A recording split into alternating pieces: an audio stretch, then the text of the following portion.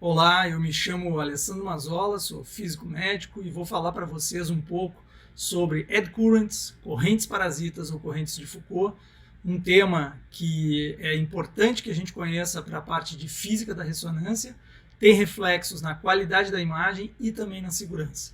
Então, vamos acompanhar que todo esse vídeo começou, na verdade, por causa desse post aqui que eu vou mostrar para vocês, que eu fiz no Stories do MRI Online, fazendo uma demonstração, utilizando essa plaquinha aqui de alumínio, né? Então olhem, eu vou repetir aqui o vídeo para que vocês possam olhar, e eu acho que é legal acompanhar. Vou fazer uma demonstração sobre um efeito muito interessante da interação do campo magnético com essa plaquinha aqui de metal. Então vamos dar uma olhada com calma aqui nesse experimento que vai trazer algumas informações interessantes para todos vocês. Um equipamento aí de 1,5 Tesla. Uma plaquinha de ferro aqui, uma placa que tem um bom peso, e agora eu vou soltar essa placa. Então, vamos lá. Vou soltar ela. Vocês podem perceber que ela está descendo lentamente. Olha aí. Alguém sabe explicar a que se deve esse efeito dela descer tão lentamente? Então, a gente fez essa pergunta aí no nosso Stories, né, do MRI Online. Inclusive eu coloquei esse outro videozinho aqui, ó, que mostra a plaquinha, né, sendo solta ali. Vejam que se eu fizer a mesma coisa aqui com essa placa, ó, ela cai rapidamente, né? Vou ficar aqui fazendo assim, ó, para vocês verem que o vídeo não está em câmera lenta. Só para ver que não tem nenhuma, Não tem nenhum fio aqui. não tem nenhuma malandragem aí, Na né? verdade, é um efeito da interação entre o forte campo magnético e esse material metálico. Que material é esse e que interação é essa? Então, até vou parar o vídeo aqui e lembrar a todos vocês que quando a gente enxerga, né, um aparelho de ressonância magnética, infelizmente, né, a gente não consegue enxergar as linhas de campo magnético, né? A gente tem que imaginar que existam linhas de campo magnético que são bastante paralelas lá dentro. Essa é a representação na física que a gente utiliza para falar que o campo é homogêneo, mas à medida que a gente vai se afastando do isocentro, essas linhas vão começando a divergir. Porque justamente a função, né, desse magneto em forma de túnel é agrupar, é reunir essas linhas de campo magnético e formar ali uma região de homogeneidade. Mas à medida que a gente vai se afastando dessa região, onde o campo magnético tende a ser todo igual, ocorre uma variação do campo magnético. Então vocês vejam que quando a placa foi solta ali, né, na borda do campo, ela acabou inclinando e a tendência dela era cair. Mas vejam que alguma coisa fez com que ela retardasse essa queda. Então é essa explicação que a gente vai ter um pouquinho mais detalhada logo mais.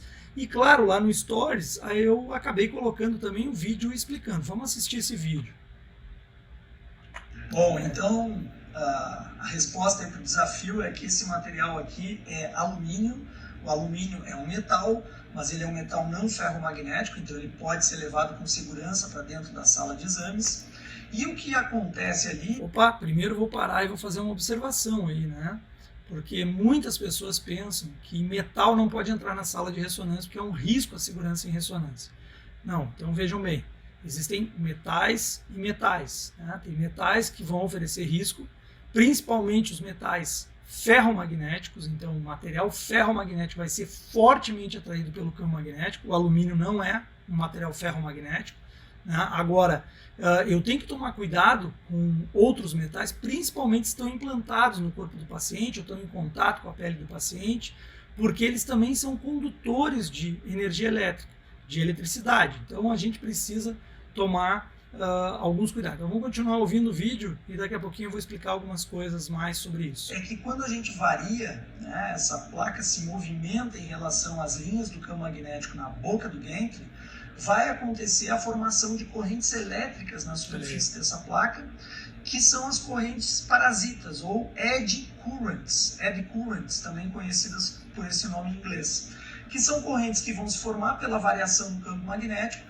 e que vão gerar um outro campo magnético a partir dessas correntes, que vai concorrer com aquele campo. Então, por isso que ela vai caindo lentamente, ou seja, à medida que ela vai... Então, olha aí, ó, a gente está falando que pela variação da posição da plaquinha na boca do equipamento, essa placa vai passar por diferentes regiões de campo magnético e vai sofrer variação do campo magnético. A superfície, a placa vai sofrer variação do campo magnético. E essa variação do campo magnético vai induzir correntes elétricas que vão se formar. A gente está criando corrente, criando energia elétrica na superfície da placa. Então, vamos continuar ouvindo. Caindo, ela acaba formando correntes elétricas e essas correntes elétricas geram um campo que freiam essa caída. Tá? Bom, uma explicação maior sobre isso a gente vai deixar lá dentro da plataforma MRI Online. Eu vou gravar um vídeo. Então tá aí, estou gravando o vídeo que foi prometido aí, né? E uma das questões aí que foi falado foi justamente, vamos prestar atenção nessa animaçãozinha aqui, o que ela mostra aí? Mostra um ímã se aproximando de uma placa metálica, tá? Uma placa metálica qualquer, pode ser cobre, pode ser alumínio. Obviamente que se for uma placa de ferro, o ímã vai ser fortemente atraído, mas isso também vai acontecer em qualquer superfície condutora. E é importante a gente lembrar que a pele, a nossa pele, o nosso corpo, ele não é um bom condutor, mas ele conduz energia elétrica até um determinado ponto, ou seja, existe uma condutividade elétrica do nosso próprio tecido. Então, quando a gente mostra uma placa como o alumínio, que tem uma condutividade elétrica bastante alta, ou se eu pensar, por exemplo, no ouro, né, um anel de ouro, que também tem uma condutividade elétrica super alta, inclusive, se a gente for pensar em conexões, né, de instrumentos musicais, se essas conexões são de ouro, é utilizado o ouro porque não oxida, e isso facilita também a condutividade elétrica, o fato também de não oxidar. Né? Então vocês vejam o seguinte, eu tenho que pensar que eu tenho uma superfície condutora, obviamente que se for um metal vai ter uma alta condutividade elétrica, e esse ímã se aproximando, se afastando, está fazendo com que varie o campo magnético que é percebido na superfície dessa placa metálica. E por essa variação aqui, ó, das linhas de campo magnético, isso acaba induzindo correntes elétricas que vão se formar num determinado sentido quando eu aproximo esse ímã e quando eu afasto elas se formam no outro sentido. Então eu acabo produzindo variações do campo na superfície da placa e essas variações dão origem à corrente elétrica que vai se formar de forma, a gente fala assim, de forma parasita, né? Porque ela vai habitar ali momentaneamente aquela placa e isso pode causar, inclusive, aquecimento do material metálico. Tá? A gente pode usar esse fenômeno, mostrando aqui um dos exemplos de uso desse fenômeno para produzir um freio, né, num determinado motor, por exemplo, pela indução eletromagnética. Então vocês vejam, ó, essa placa aqui, no caso pode ser uma placa de alumínio, né, ela foi solta aqui, eu tenho um ímã, e automaticamente quando a placa entrou em contato com esse campo magnético, variou na passagem ali pelo campo, ela foi frenada. Por que frenou e por que ela não continuou para o outro lado? Porque justamente se formaram correntes elétricas e essas correntes elétricas formaram campos magnéticos que se opõem, né, àquele que está induzindo. Então, quando eu aproximo, né, o ímã da placa, formam-se correntes elétricas, essas correntes elétricas vão formar campos magnéticos e esses campos magnéticos vão gerar uma força. Então, no caso da nossa plaquinha de alumínio, quando ela está variando, começam a se formar, né, correntes elétricas que vão gerar um campo magnético que vai acabar indo na formação, na direção do campo, né, no sentido contrário àquele que está causando a variação. E a gente sabe que campos opostos, né, norte-sul, vão se atrair. Então isso vai retardar a queda da placa. É muito interessante a gente perceber que durante o exame de ressonância magnética, a gente vai utilizar os sistemas de gradiente para produzir variações controladas aí do campo magnético, que é o que produz inclusive o ruído, né, característico do equipamento de ressonância. E esses sistemas de gradiente, aqui estou colocando uma referência para vocês de um artigo publicado no Encontro da Sociedade Internacional de Ressonância Magnética de 2013 pelo Franz Schmidt, da Siemens, em que ele deu uma aula sobre sistemas de gradiente e ele mostra, né, a necessidade da gente ter um funcionamento perfeito, o mais próximo do perfeito possível com o sistema de gradientes. E esse sistema de gradientes vai nos ajudar a fazer basicamente a localização espacial do sinal, entre outras funções. Tá? Só que, se eu estou variando o campo magnético no momento que eu estou realizando um exame, na própria superfície da bobina de gradiente, né, e na carcaça interna do equipamento, por serem feitos de material condutor elétrico, eu acabo formando essas correntes parasitas. E isso precisa ser blindado. Então, existe, né, uma tela, né, ou uma blindagem ativa da bobina de gradiente, justamente para retirar essas correntes que vão estar sendo produzidas pela variação do campo magnético, que isso pode afetar bastante aí o processo de formação da imagem. Por quê? Porque vão gerar um segundo campo magnético, né, que não é desejável, e esse campo vai afetar a qualidade da nossa imagem.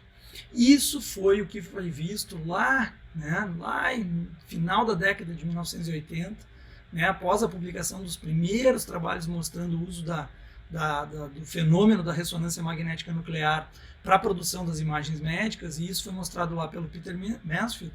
E o Peter Mansfield foi um dos que disse o seguinte: olha, se a gente não controlar melhor isso, não vai ter como fazer imagens de ressonância de qualidade. Então ele e o grupo de Nottingham, da Universidade de Nottingham, no Reino Unido, criaram, né, e patentearam aí essas telas para fazer a blindagem, então, chamada blindagem ativa da bobina de gradiente. Então aqui está o modelo de uma delas, que foi colocada dentro desse magneto supercondutor aqui de 0,5 Tesla, e aqui está a foto da patente americana aí, pertencente ao Peter Mansfield e ao grupo lá de Nottingham, como a primeira patente aí relacionada a uma blindagem ativa para o gradiente. Bom, e qual é o efeito que a gente vai ter, né, dessas correntes aí de ED na imagem? Bom,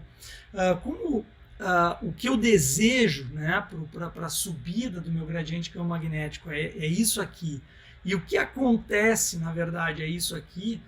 Vocês devem imaginar que são necessárias não só sistemas, vamos chamar assim, mecânicos ou físicos, né, para retirar essas correntes de ED, mas também eu preciso tratar o funcionamento dos gradientes de uma forma diferente para compensar a formação dessas correntes de ED. Então, quando se desenha uma sequência de pulso, é preciso pensar nisso para muitas vezes prolongar aqui a amplitude, de forma que compense esse efeito que pode ser gerado no momento do acionamento dos gradientes campo magnético. E por que fazer isso? Porque a gente pode ter artefatos desse tipo. Artefatos que inclusive podem parecer aí com movimento, mas que têm relação justamente na não compensação das correntes parasitas ou das ED currents. Tá? Esse slide eu usei agora recentemente até numa aula sobre difusão avançada, e ele é interessante justamente por isso. Aqui são gradientes de difusão. Vocês sabem que as sequências API e as sequências que a gente vai utilizar para difusão utilizam bastante os gradientes de campo magnético, então é comum, ou era comum, né, acontecer artefatos desse tipo aqui, artefatos conhecidos como fantasma N sobre 2 ou artefato N sobre 2, onde a gente tinha esses erros aqui no preenchimento do nosso espaço K, devido justamente uma das coisas, né, que podia gerar esse artefato aqui era a não compensação correta das correntes de Foucault, das correntes de ED. Né? E isso, né, também, esse acúmulo, esse mau funcionamento aí dos gradientes pode levar também a severos artefatos de distorção do campo magnético. Então, não só a formação de um sinal, como aqui aparecendo sob a forma de um fantasma, mas também distorção nas imagens, principalmente nas aquisições API. E quanto à segurança, como é que fica a questão da segurança? Porque se eu vario o campo magnético, gero corrente elétrica numa superfície, essa corrente elétrica tem resistência nessa superfície, a passagem da corrente elétrica, basicamente isso vai gerar aquecimento. Então, num artigo recente aqui desse ano, publicado no Journal of Magnetic Resonance Imaging, isso já é conhecido há mais tempo, mas aí que tem uma ótima revisão, uma dica aí para quem lê em inglês esse artigo. Ele vai mostrar, então, os aquecimentos relacionados à ressonância de implantes e dispositivos. Né? Então, nesse artigo aqui, vai ser mostrado, por exemplo, né, durante uma aquisição API, Aqui são simulações feitas, né? Então, tu tem simuladores matemáticos, né, computacionais. No caso aqui foi feito com um paciente simulando um paciente adulto, típico, e que estaria utilizando um implante, né, numa das articulações aqui coxofemoral, um implante de fêmur e coxofemoral, mostrando justamente a indução de aquecimento no material metálico, num determinado material metálico, desse implante, relacionado ao funcionamento dos gradientes e aqui a radiofrequência. Então, uma coisa é eu aquecer o material pela deposição da energia da radiofrequência, outra coisa é a possibilidade de a gente aquecer um material metálico pela variação do campo magnético. E por que conhecer isso é muito importante? Primeiro, para saber que isso existe. Então, eu posso ter formação de correntes na carcaça, eu posso ter formação de correntes elétricas em materiais condutores que estão sobre o paciente por causa das variações do campo magnético? Sim. Então, por isso que a gente alerta sempre muito, né, para ter cuidado com cabos que estão sobre a superfície da pele do paciente, para eles estarem bem isolados, porque durante o acionamento do campo eu vou fazer produzir corrente elétrica nesses cabos, né, e se eles não estiverem bem isolados da pele do paciente, eu posso ter ali um aquecimento e até mesmo um choque. Tá? Agora, eu também tenho que cuidar o contato que pode aumentar elétrico entre partes do corpo pelo suor, pela presença de talco, de cremes que podem conter inclusive material metálico, como titânio, como alumínio, que são muitas vezes utilizados, ou como um protetor solar, né, como proteção solar, ou também como material para evitar a proliferação de bactérias. Então, assim, se a gente for pegar produtos que são aplicados sobre a superfície da pele como protetor solar, a gente vai encontrar na sua formulação alguns metais. Então, isso pode alterar a condutividade da superfície da pele, misturado a suor, né, ou algum outro líquido. Isso pode aumentar essa condutividade e a gente começar a ter a formação dessas correntes elétricas na superfície do corpo. Então, por isso que a gente tem que ter muito cuidado com determinados materiais que estão em contato com a superfície da pele, isolar bem as partes do corpo do paciente. Por quê? Porque os gradientes de campo vão induzir. E quando se tem um implante metálico no corpo, ou um equipamento que tenha partes metálicas, ou, por exemplo, um anel de ouro no dedo, eu tenho que, no caso do anel, tirar o anel, né, porque o anel altamente condutor vai fazer com que passe corrente elétrica por esse material e que aqueça esse material. Se isso vai causar uma queimadura, obviamente que não é um efeito imediato. Quantas vezes já foram feitos exames em pacientes que estavam com anel e nada aconteceu.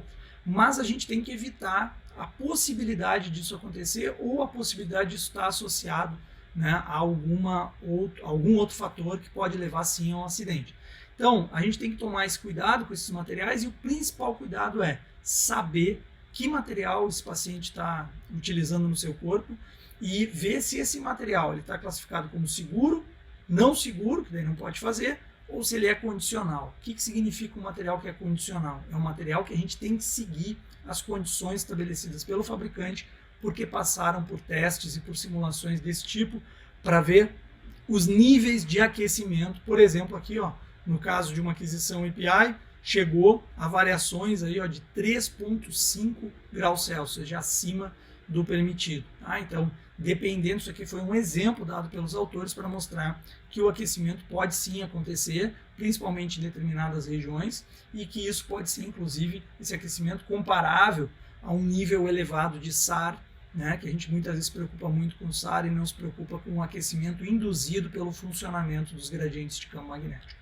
Bom, pessoal, era isso, né? Essa era a ideia aí, mostrar para vocês algumas questões relacionadas aí às chamadas correntes parasitas. Espero que vocês tenham gostado. Em breve a gente pode, em outras aulas, em outros materiais, comentar um pouco mais sobre isso de uma forma mais completa, mas eu acho que esse era o fechamento que a gente esperava para esses vídeos aí que foram colocados para essa demonstração aí interessante, né? Fazendo uma demonstração ali no próprio magneto, né? Das chamadas correntes parasitas, e espero que vocês tenham gostado. Até a próxima.